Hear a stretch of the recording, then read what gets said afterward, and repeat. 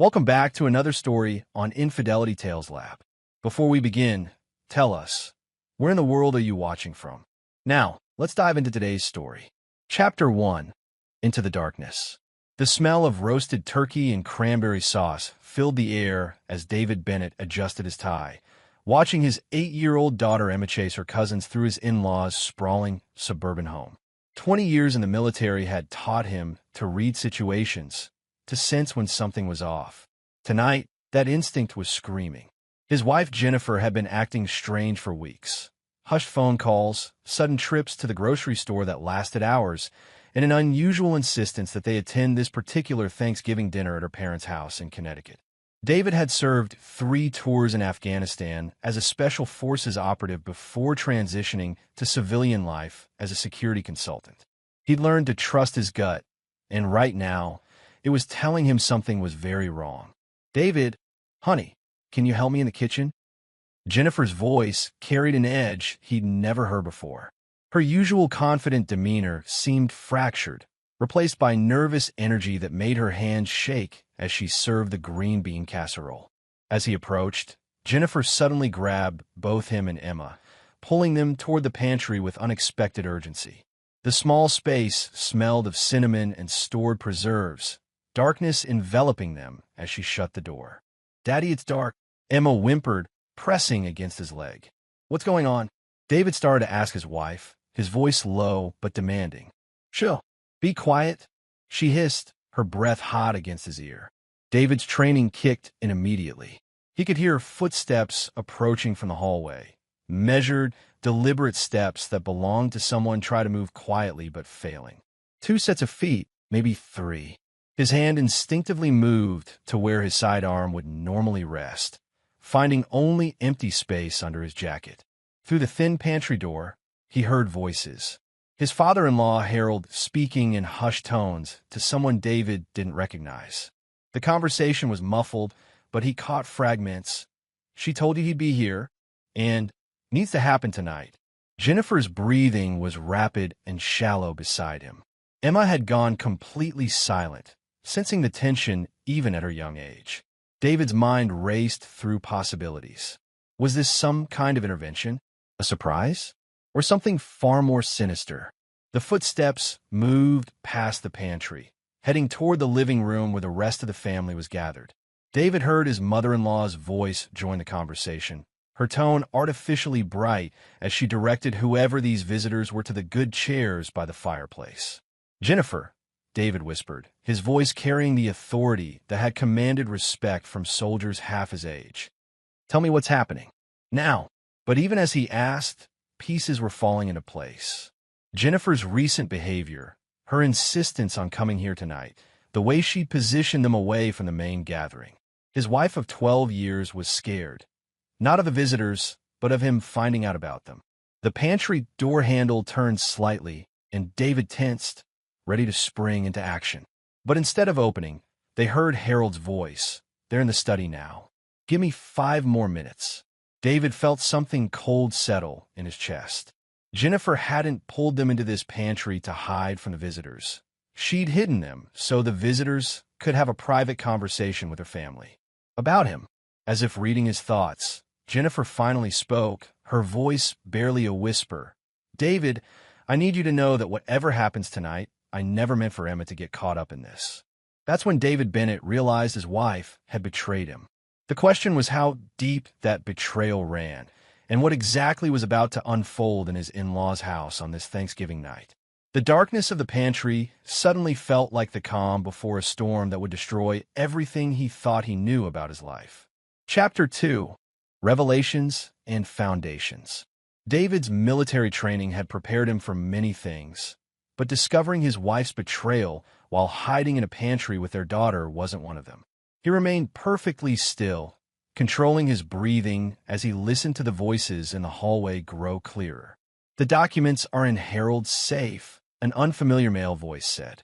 "Once Bennett signs them, we can move forward with the transfer. And if he refuses?" This was Jennifer's mother, Patricia. "He won't have a choice," came the reply. "Not with what we have on him." David's blood ran cold. Whatever this was about, it wasn't just personal, it was orchestrated. Professional. His mind immediately went to his security consulting business, the high-profile clients he worked with, the classified information he still had access to through his military contacts. Emma shifted in the darkness, and David gently placed his hand on her shoulder, keeping her calm. Jennifer's trembling had intensified, and he could smell fierce sweat on her despite the cool November air. The pantry door suddenly opened, revealing Harold's weathered face illuminated by the hallway light. "Coast is clear," he said quietly. "They've moved to the study." As they emerged from the cramped space, David's eyes immediately scanned the environment, noting exit routes, potential weapons, anything that might give him an advantage. The house he'd visited dozens of times over the years suddenly felt like enemy territory. "Daddy, I don't like this game," Emma whispered, clinging to his hand. "It's not a game, sweetheart," David replied, lifting her into his arms. He looked directly at Jennifer. "Is it?" Jennifer's face was pale, her usual composure completely shattered. "David, I need you to understand. They made me do this. They have photos, recordings, things that could destroy you." "What kind of things?" His voice was deadly calm, the same tone he'd used when interrogating insurgents overseas. But before Jennifer could answer, Patricia appeared in the kitchen doorway. "David, dear, there are some gentlemen here who'd like to speak with you. They're from your old unit." That was a lie. David knew exactly who was still active in his former Special Forces unit, and none of them would show up unannounced at a family dinner. This was something else entirely. "Emma, go find your cousins," David said, setting his daughter down. "Stay with them until I come get you." As Emma reluctantly wandered toward the living room, David turned his full attention to the three adults surrounding him. Harold, Patricia, and Jennifer, three people he'd trusted implicitly for over a decade. "How long?" he asked Jennifer directly. "How long what? How long have you been working with them? How long have you been feeding them information about me, my business, my clients?" Jennifer's face crumpled. 6 months. Maybe 8. "David, they approached me first. They knew things about your work in Afghanistan, about clients you've never told me about. They said if I didn't help them, they'd destroy you anyway. But at least this way, Emma and I would be protected." "Protected from what?" "From the people who want you dead." The words hung in the air like a physical presence. David had made enemies during his military service, warlords, terrorists, corrupt officials who'd felt the sting of his operations. But he'd been careful, methodical in covering his tracks. His transition to civilian life had been clean, or so he'd thought. "Who are they?" David demanded. Harold stepped forward, his face grave. "Son, there are things about your military service that Jennifer never knew. Operations that were classified beyond your typical black ops. The people in the study, they're offering a way out." "A way out of what?" "Prison," Patricia said bluntly. "Or worse." David's mind raced. He'd been careful, legal in all his post-military activities.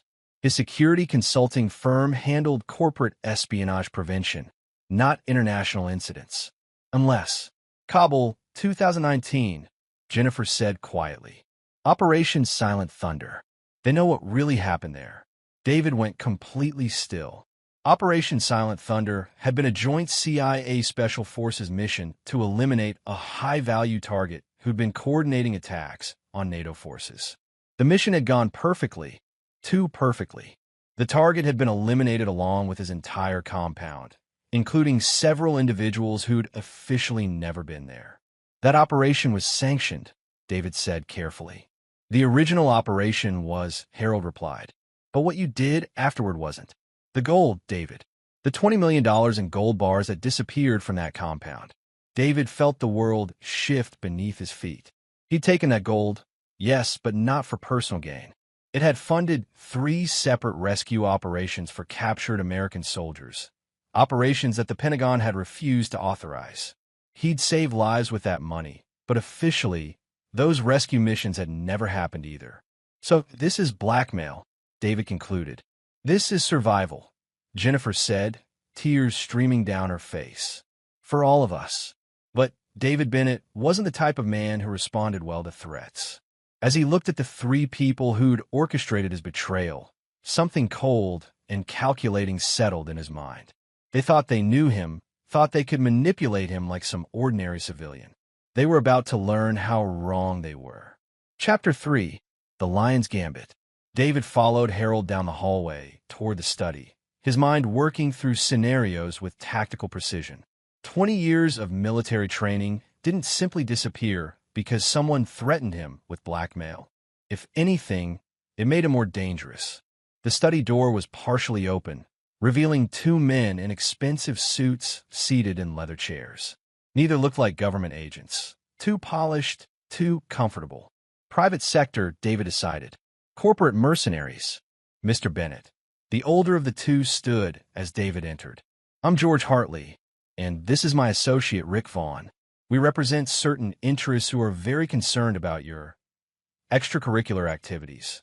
David took the offered seat, but didn't shake hands. Cut the pleasantries. What do you want? Hartley smiled, but it didn't reach his eyes. Direct. I like that. Very well. We want you to transfer ownership of Bennett Security Solutions to a shell company we've established. You'll remain as a figurehead CEO, but operational control will transfer to us.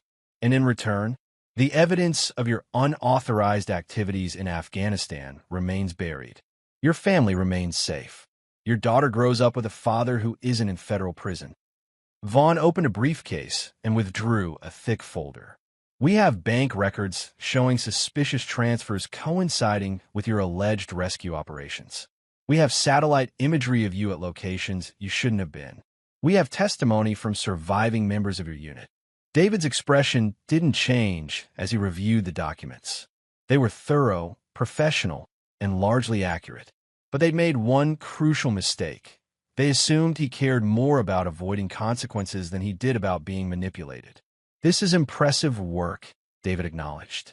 Professional-grade intelligence gathering, which tells me you're not just after my company. You need my client list, my access codes, my reputation in the security industry. Your perceptive abilities are exactly why we need you alive and cooperative, Hartley said. Who's paying for this operation?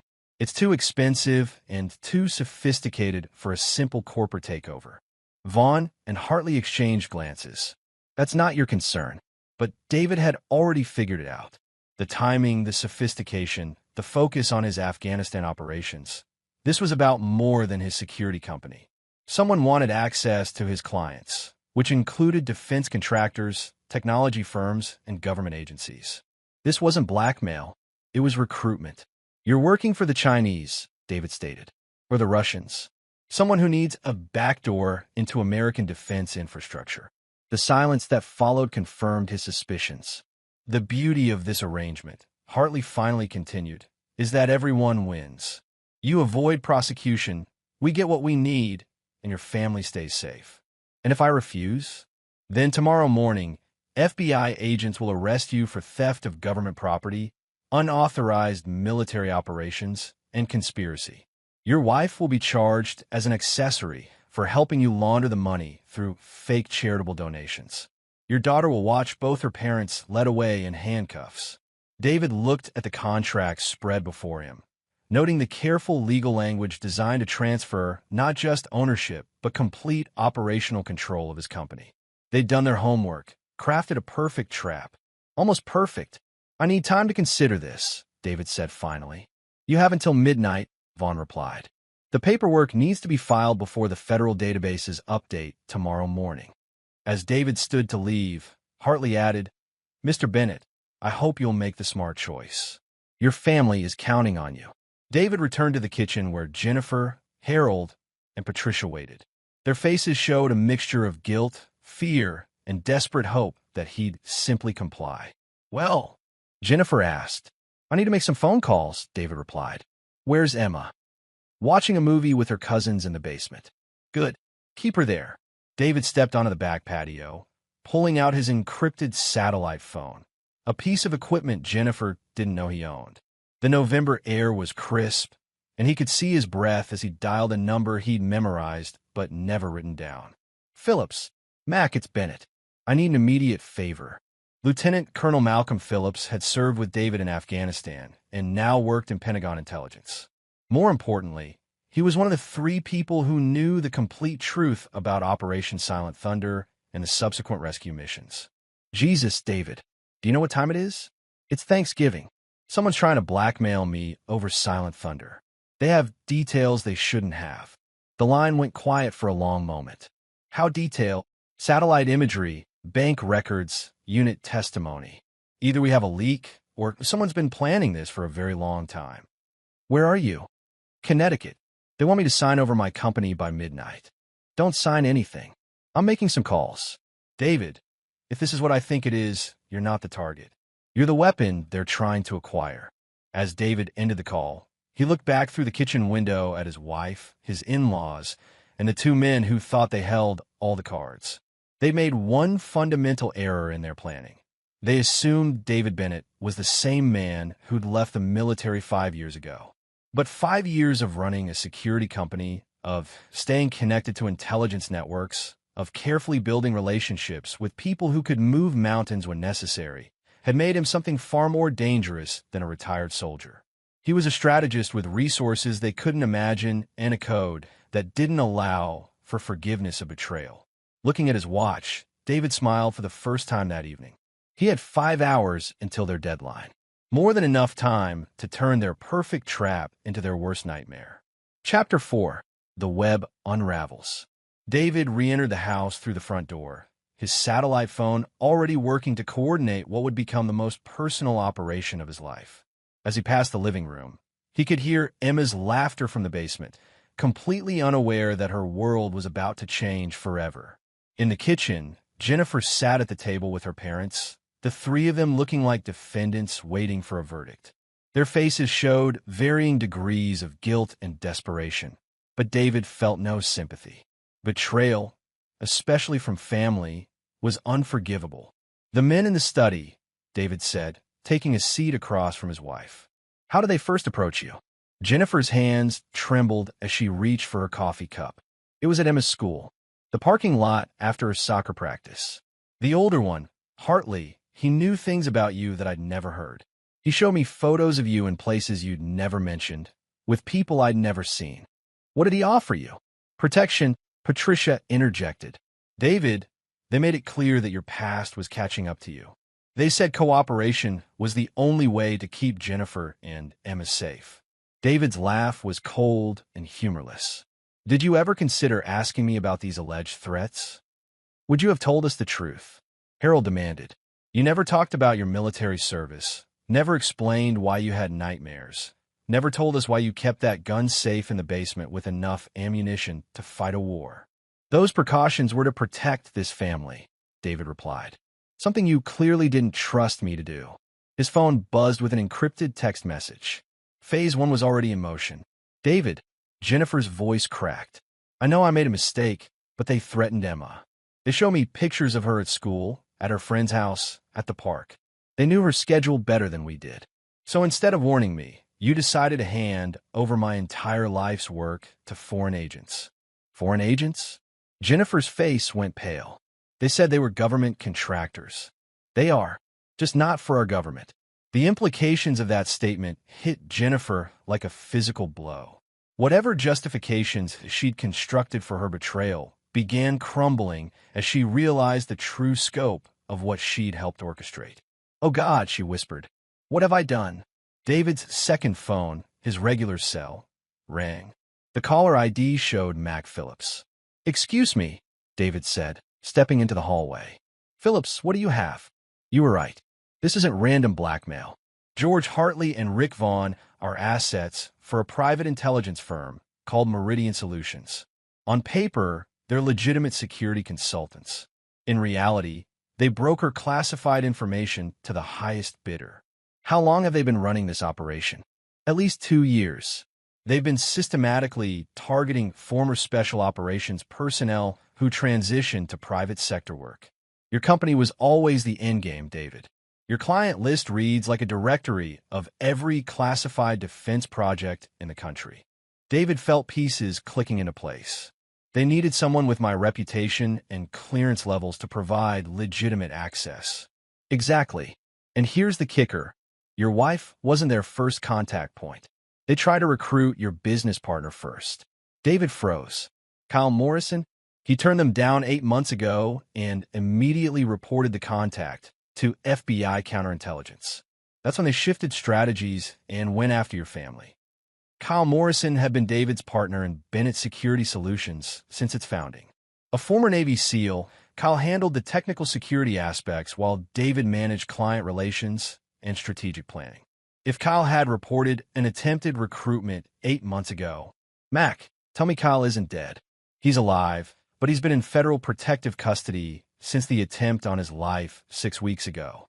Someone tried to make it look like a car accident, but Kyle's too paranoid for that. He's been feeding information to a joint FBI task force that's been building a case against Meridian Solutions. Why wasn't I informed? Because they suspected you might be compromised. Your wife's behavior over the past few months raised red flags in Kyle's security protocols. David closed his eyes, feeling the full weight of the betrayal settling on his shoulders. His wife had been feeding information to foreign agents for months. His business partner had been targeted for assassination, and a federal task force had been watching him as a potential security risk. Where's Kyle now? 20 minutes away from your location with a full tactical team. They've been waiting for Meridian Solutions to make their final move. Am I family? That's your call, David. But you need to know, this goes deeper than your wife. Someone in that house has been coordinating with Meridian from the beginning. David returned to the kitchen where Jennifer, Harold, and Patricia sat in tense silence. He studied their faces with new understanding, looking for tells he'd missed before. Harold, David said quietly, when did Meridian first contact you?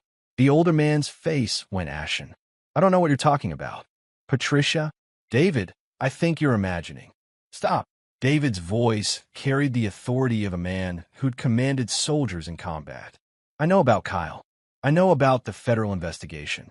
I know that someone in this family has been working with foreign agents for over a year. Jennifer looked back and forth between her parents and her husband, confusion and horror warring on her face. What is he talking about? David pulled out his phone and showed them a text message from Mac Phillips. Meridian made initial contact through Harold Bennett via his law firm's international clients. Payment records show $200,000 transferred to offshore accounts in his name. The silence that followed was deafening. Jennifer stared at her father with growing horror, while Patricia's face showed the resignation of someone whose carefully constructed lies were finally collapsing. Dad! Jennifer's voice was barely a whisper. Harold Bennett, the respected family law attorney who'd raised Jennifer to value honesty and integrity above all else, had sold out his son-in-law and granddaughter for money. They said it was just information gathering, Harold said desperately. Business intelligence. I never thought. You never thought what? David's voice was deadly calm. That foreign agent's paying you to spy on your daughter's husband might have ulterior motives? Through the kitchen window, David could see headlights approaching down the long driveway. Kyle Morrison and the federal task force were arriving, which meant this nightmare was about to become very real for everyone involved. But as David looked at his wife and in-laws, people he'd trusted with his life and his daughter's safety, he realized that the federal charges they were all about to face were the least of their problems. David Bennett had a code about betrayal, and forgiveness wasn't part of it. Chapter 5. The Hunter Becomes the Hunted.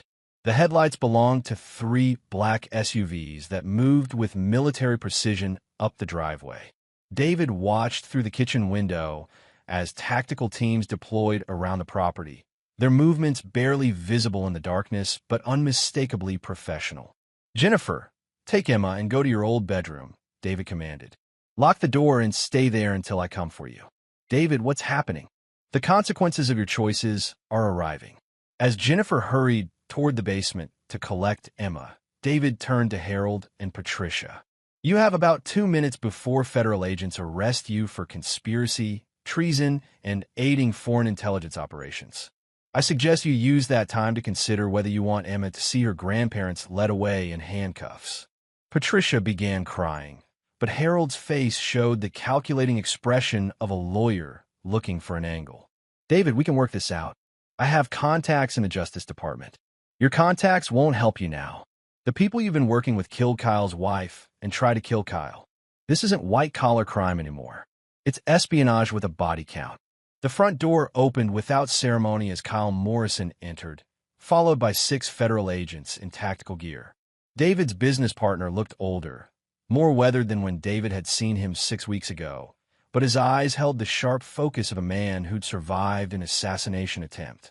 "Hello, partner," Kyle said grimly. "Sorry about the dramatic entrance, but we needed to catch everyone together." The 2 men who'd been waiting in the study, Hartley and Vaughn, emerged with their hands raised, flanked by agents. Their earlier confidence had evaporated, replaced by the resigned expressions of professionals who'd been outmaneuvered. Mr. Bennett, Agent Sarah Collins, the task force leader, addressed David directly. "We need to debrief you on this operation, but first we need to secure the scene and process the suspects." David watched as Harold and Patricia were read their rights, his father-in-law's protestations about his legal connections falling on deaf ears. The man who'd taught Jennifer about integrity was being arrested for selling out his country for money. "Kyle," David said quietly as the arrest proceeded, "how long have you known about Jennifer?" "For months." Her communications patterns changed. She started asking questions about her classified clients, and she made 3 unexplained trips to New York that coincided with known Meridian meetings. "Why didn't you tell me?" "Because we needed to see how deep the conspiracy went. And because—" Kyle hesitated.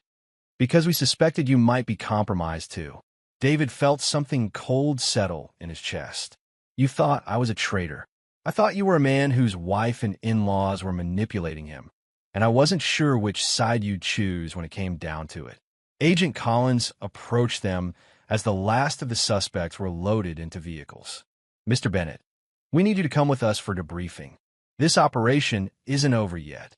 "What do you mean?" "Meridian Solutions was planning to use your company as an entry point for a much larger operation. They've been systematically compromising defense contractors across the country. Your company was supposed to be the keystone that gave them access to everything else." David looked toward the house where Jennifer and Emma waited, then back at Kyle. "My family. Jennifer will be charged as an accessory, but given her cooperation tonight and the coercion involved, she'll likely face minimal prison time. The in-laws are looking at 20 to life for treason. And Emma, that's up to you, David.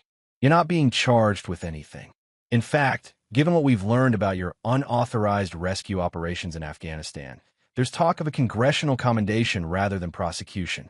David absorbed this information with the same tactical calm he'd maintained all evening. His wife would go to prison. His in-laws would likely die behind bars. His daughter would grow up knowing her mother was a convicted traitor. But as he looked at Kyle, the man who'd risked everything to protect both David and national security, David realized that some betrayals cut deeper than others. "Kyle, you've been investigating me for 4 months. You've had surveillance on my family, monitored our communications, and built a federal case without telling me. You suspected I might choose my wife over my country."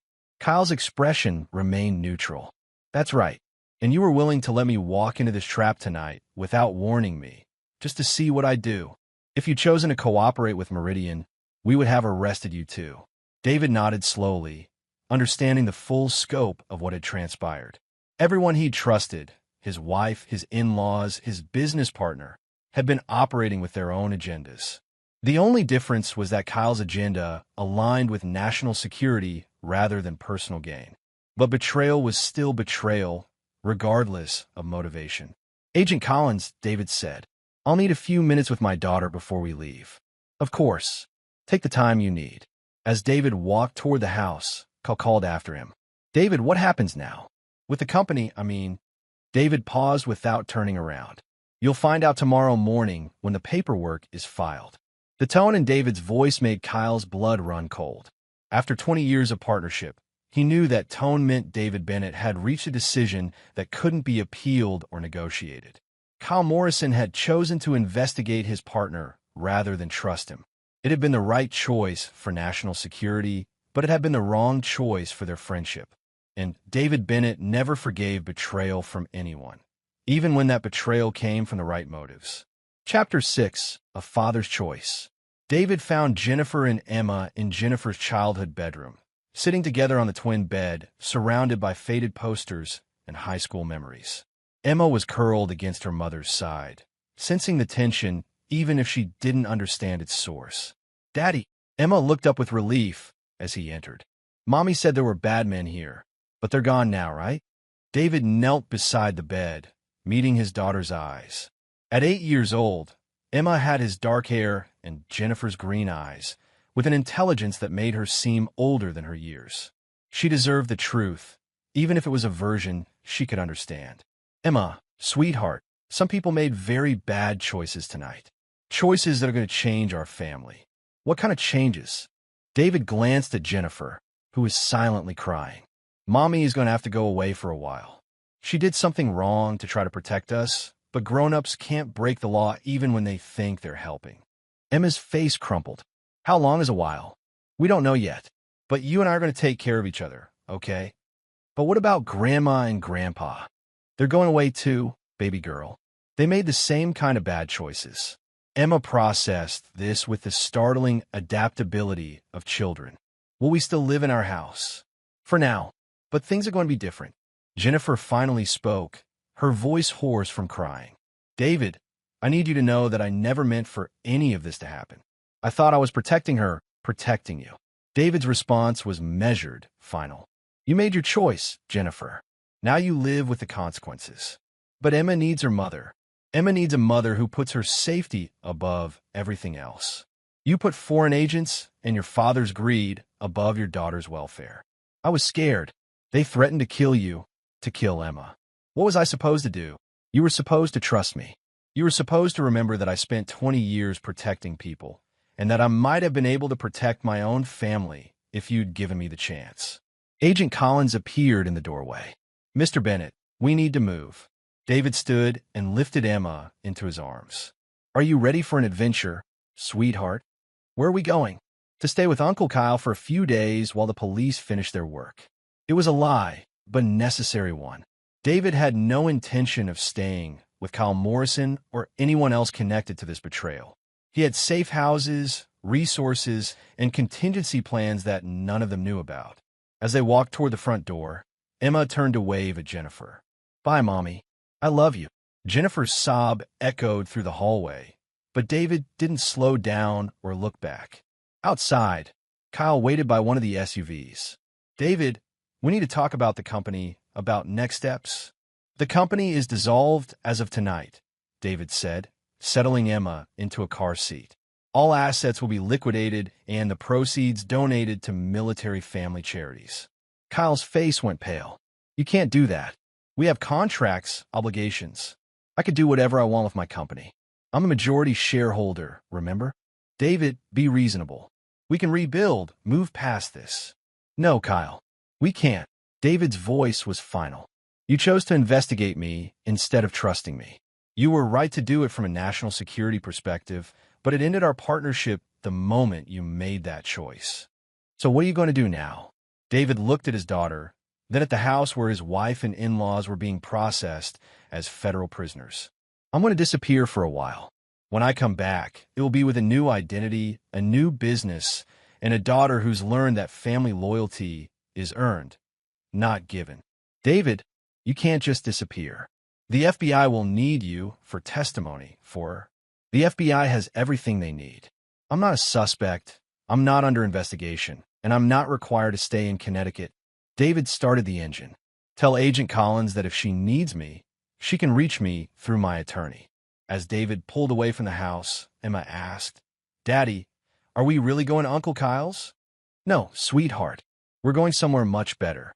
Somewhere we can start over and build a new life together. Just us. Just us. You and me against the world."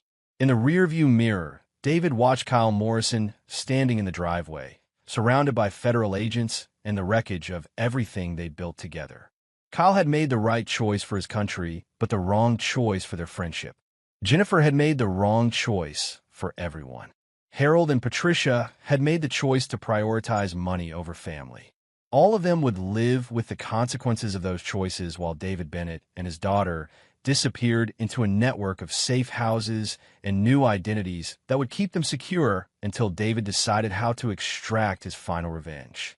Because David Bennett never forgave betrayal, and he'd just been betrayed by every adult he'd trusted with his daughter's safety. The game was far from over. Chapter 7, Ghost Protocol.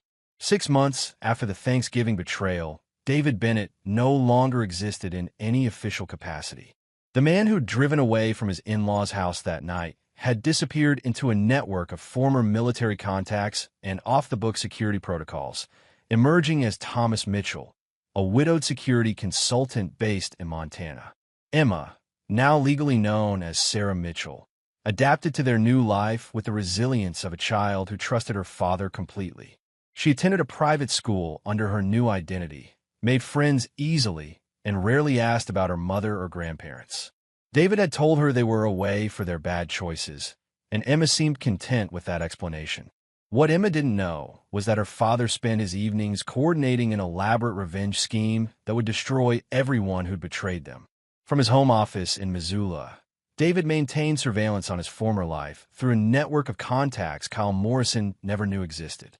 Private investigators, former Special Forces operatives working in corporate security, and information brokers who owed David favors from his military days.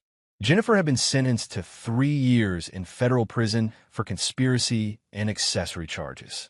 She was currently serving her time at a minimum security facility in Pennsylvania, spending her days in the prison library and her evenings writing letters to Emma that David intercepted and destroyed without reading. Harold Bennett had received a 25-year sentence for treason and was serving his time in federal supermax in Colorado.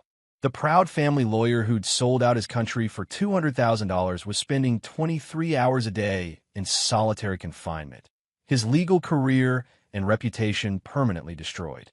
Patricia Bennett had suffered a massive stroke during her trial and was serving her 15-year sentence in the federal medical facility in Texas, partially paralyzed and dependent on round-the-clock care that cost the government more per day than most people earned in a month. But David's most elaborate revenge was reserved for Kyle Morrison.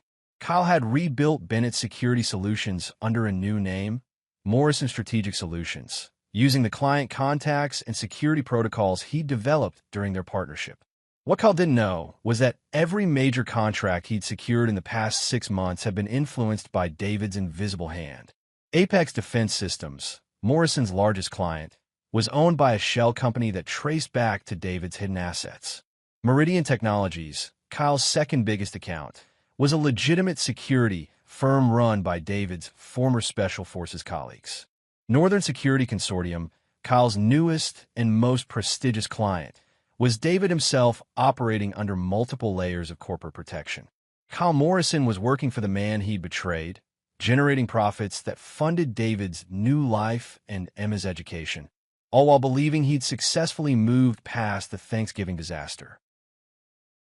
But the surveillance was just preparation. The real revenge was about to begin. David's secure phone rang as he reviewed the evening's intelligence reports. The caller ID showed a number he'd been expecting. Mitchell, it's Phillips. Everything's in place. Morrison just signed the final contracts. Mac Phillips had been instrumental in establishing David's new identity and his shadow ownership of Kyle's major clients.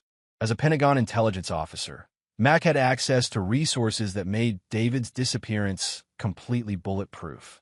How long before he realizes what's happened? 3 hours. The contract terms kick in at midnight tonight. He'll lose everything simultaneously: his client base, his office lease, his security clearances, and his bank accounts. David smiled grimly. Kyle Morrison would wake up tomorrow morning to discover that his entire business empire belonged to a network of shell companies controlled by the partner he'd investigated and betrayed. And the other component? Jennifer's parole hearing is next week. The paperwork you requested has been filed. David had used his connections in the federal system to ensure that Jennifer's parole application would be denied on the grounds that her daughter's current location was unknown. The system couldn't release her to a family situation they couldn't verify, especially given the national security implications of her case. What the parole board didn't know was that David could end Jennifer's imprisonment any time he chose by revealing Emma's location. But he decided that 3 years wasn't nearly long enough for someone who betrayed their child's safety. Sir, Emma appeared in his office doorway, wearing pajamas and holding her stuffed elephant. I had a bad dream. David immediately closed his laptop and turned his full attention to his daughter. What kind of bad dream, sweetheart? I dreamed that mommy came back, but she was angry because I forgot what she looked like. David's chest tightened. Emma rarely mentioned Jennifer anymore, but the dream suggested she was struggling with the absence more than she let on during the day. Do you want to talk about mommy? Emma climbed into his lap, something she'd been doing more frequently as she processed their new life. Is she still in trouble? Yes, she is. Will she always be in trouble? David considered his answer carefully. That depends on whether she learns from her mistakes. What if she says she's sorry? Would you forgive her then? David looked into his daughter's innocent eyes and saw the hope there, the natural desire of a child to have her family whole again. But David Bennett's code didn't allow for forgiveness of betrayal, even when it broke his daughter's heart. Sometimes, sweetheart, adults make choices that can't be fixed with sorry. Mommy made choices that put you in danger, and forgiveness won't change that. But you still love me, right? Even if I make bad choices. You're my daughter, Emma.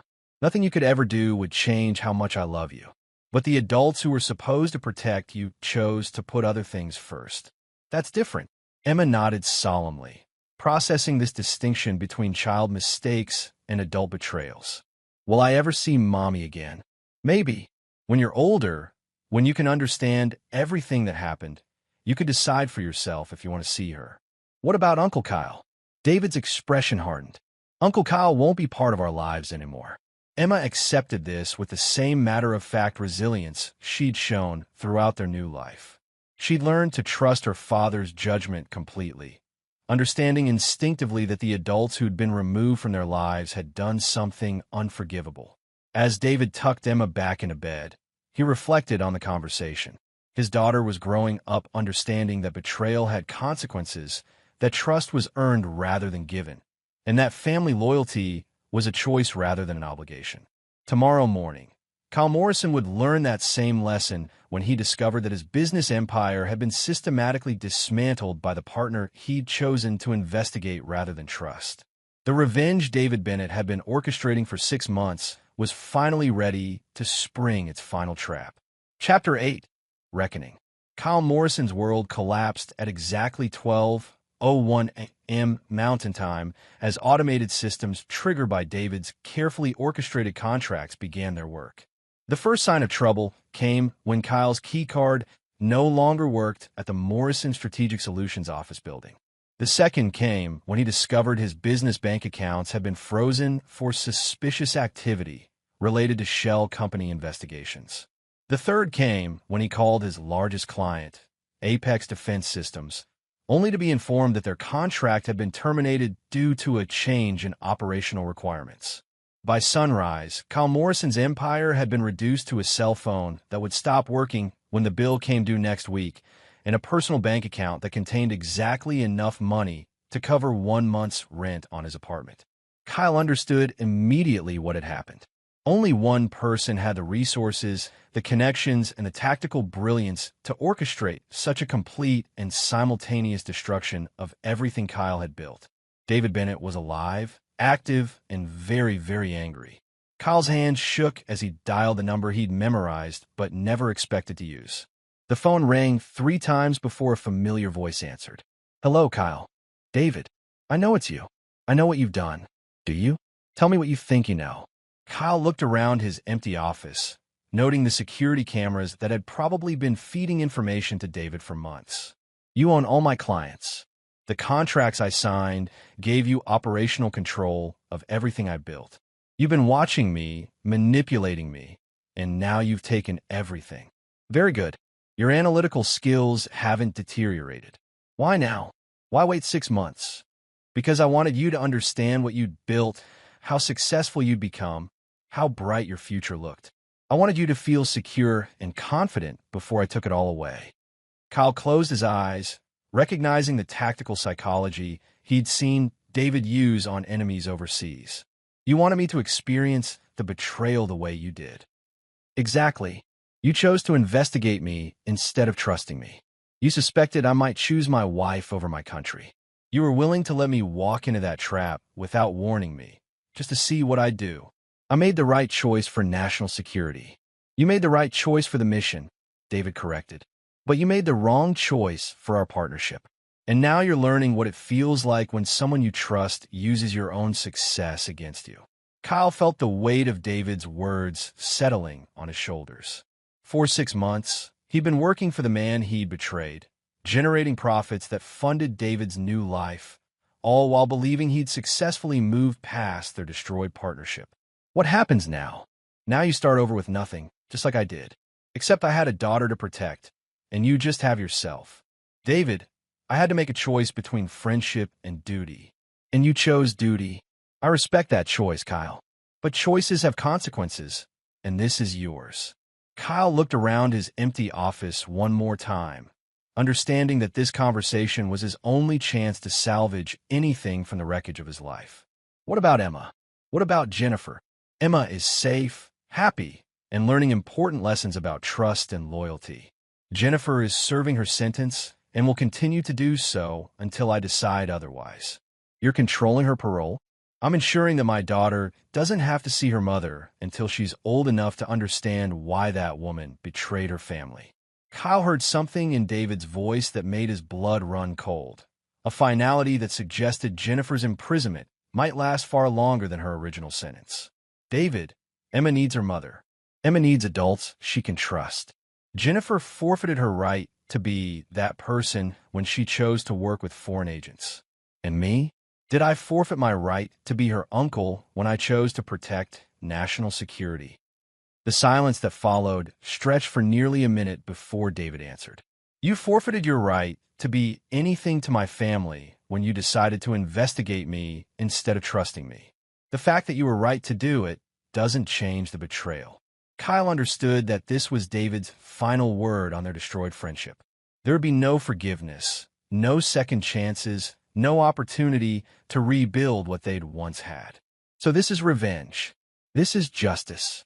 You wanted to see what I'd do when forced to choose between family and duty. Now you know. I chose duty, and I chose my daughter. The difference is that my choice was right.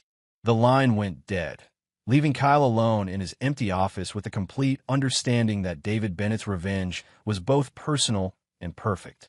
Kyle had lost everything he'd built using David's methods, David's contacts, and David's trust. More importantly, Kyle now understood that David's disappearance hadn't been an escape. It had been a strategic withdrawal while he prepared to destroy everyone who'd betrayed him. Jennifer would serve additional years in prison. Harold and Patricia would die behind bars. Kyle would start over with nothing, and David Bennett would raise his daughter to understand that betrayal, even well-intentioned betrayal, came with permanent consequences. As Kyle walked out of his former office for the last time, he realized that David had given him something more valuable than forgiveness. He'd given him a complete understanding of why David Bennett never forgave anyone who betrayed him. Some lessons could only be learned through experience, and Kyle Morrison had just graduated from David Bennett's masterclass in the consequences of broken trust. Chapter 9, New Foundations. 2 years after the Thanksgiving betrayal, David Bennett sat on the porch of his Montana ranch watching 10-year-old Emma, now legally Sarah Mitchell, practice her marksmanship with a junior rifle. She'd grown taller, more confident, and had developed the kind of focused intensity that reminded David of himself at that age. "Dad, I hit the target 8 out of 10 times," Emma called out, her voice carrying across the meadow. "Excellent work, sweetheart. Remember to control your breathing." Emma nodded and resumed her stance, her form perfect after months of instruction. David had decided that his daughter would never again be defenseless against people who might threaten her safety. She was learning marksmanship, martial arts, situational awareness, and most importantly, how to recognize when adults had ulterior motives. David's secure phone buzzed with an encrypted message from Mac Phillips. Jennifer's second parole application denied. Morrison attempted suicide last week. Survived, hospitalized. Harold died in prison yesterday. Heart attack. David felt no satisfaction at Harold's death, only the grim completion of consequences that had been set in motion that Thanksgiving night. Harold Bennett had chosen money over family loyalty and had died alone in a federal supermax. His reputation destroyed and his daughter imprisoned because of his choices. Patricia remained in federal medical custody, her stroke-related disabilities making her more of a burden on the system than a functional prisoner. She would likely die in government care, another casualty of greed and betrayal. Kyle Morrison's attempted suicide suggested that the psychological impact of David's revenge had been more devastating than the financial destruction. Kyle had lost everything he'd built, but more importantly, he'd lost the sense of honor and integrity that had defined his identity as a former Navy SEAL. Learning that he'd worked for the man he'd betrayed for over a year had shattered something fundamental in Kyle's psyche. Jennifer's continued imprisonment was the most complex element of David's revenge.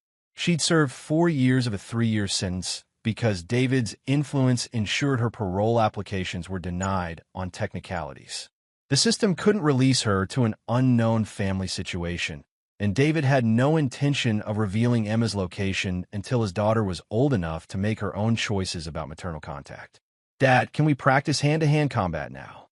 Emma asked, approaching the porch with her rifle properly secured. "Did you clean your weapon?" "Yes, sir. Field stripped, cleaned, and stored according to protocol." David smiled at his daughter's military precision. "Then yes, we can practice. But first, tell me the 3 rules of engagement. 1. Never start a fight, but always finish it. 2. Use minimum necessary force to neutralize the threat. 3. Protect yourself and innocent people. Never seek revenge." "Good. And what makes someone worthy of trust?" "Their actions over time, not their words or their relationship to me." "And what do we do with people who betray that trust?" Emma's expression grew serious. "We remove them from our lives permanently. Betrayal can't be forgiven because it shows who they really are when they think they can get away with it." David nodded approvingly. Emma was learning the lessons that would protect her for the rest of her life. She would never be as naive as he'd been, never trust family members simply because they were family, never assume that love and loyalty were the same thing. As they practiced defensive combat techniques, David reflected on the path that had brought them to this Montana ranch. He'd lost everything he thought he valued: his wife, his business partnership, his extended family, his old identity. But he'd gained something more valuable: absolute certainty about who deserved his trust and loyalty. Emma had proven herself worthy of his complete devotion through her resilience, adaptability, and unwavering trust in his judgment. She'd never questioned his decisions, never asked to contact the people he'd removed from their lives, never made him choose between her welfare and misplaced family loyalty. "Dad, do you ever miss our old life?" Emma asked as they took a water break. "I miss the illusion of having a larger family," David replied honestly. "But I don't miss the reality of what those people were actually like." "Do you think I want to see Mom someday?" David considered his answer carefully. "You might. And when you're old enough to make that decision based on full knowledge of what happened, I'll support whatever choice you make. But you'll never forgive her." "No, sweetheart, I won't. But your relationship with her doesn't have to be the same as mine." Emma nodded, understanding the distinction between David's permanent judgment and her own future choices.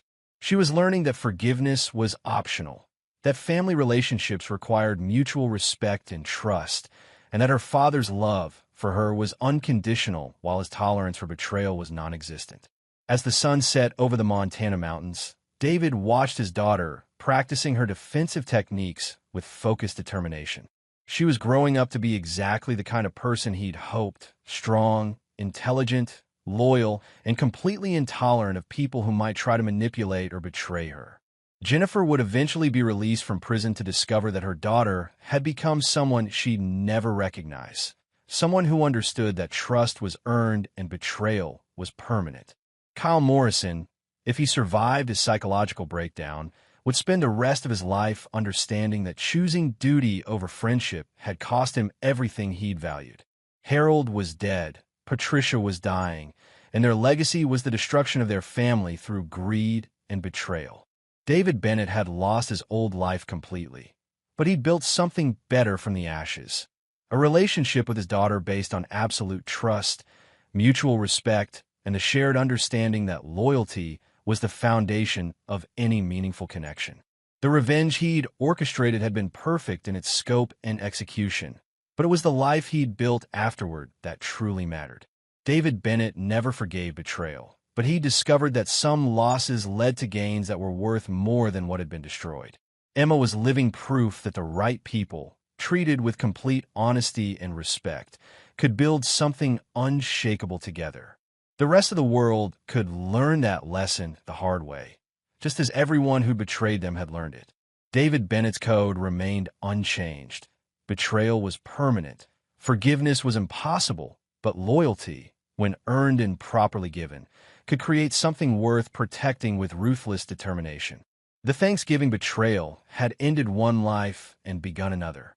The second life was infinitely better than the first. And there you have it. Another story comes to an end. What did you think? I'd love to hear your thoughts in the comments below. If you enjoy this story, consider joining our community by subscribing.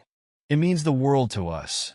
For more stories like this one, check out the recommended videos on screen. And I'll see you there.